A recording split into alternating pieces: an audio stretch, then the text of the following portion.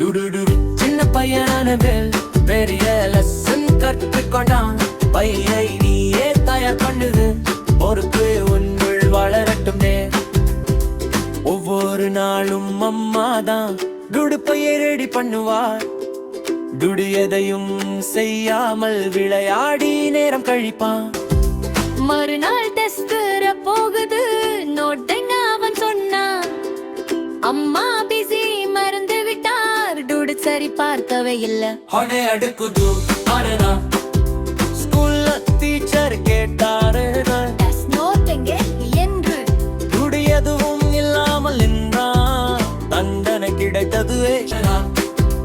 வீட்டுக்கு வந்து அழுதான், அம்மா கட்டி பிடித்தார். உனக்கு தேவையானதை நீயே தயார் பண்ணணும். அடுக்கு புதுமைகள் முயன்றான், தன்னால் பயிரடி செய்தான். புத்தகங்கள் எல்லாம் வைத்து நான் செய்வேன் என்று முடிவெடுத்தான்.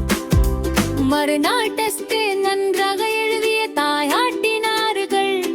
பையை நீயே தயார் பண்ணு, செல்லும் முன் சரிப்பார். சின்ன பழக்கம் பெரிய பயன்டுடு போல நீயும் கற்றுக்கொள்ளி. ஒரே அடுக்குதும்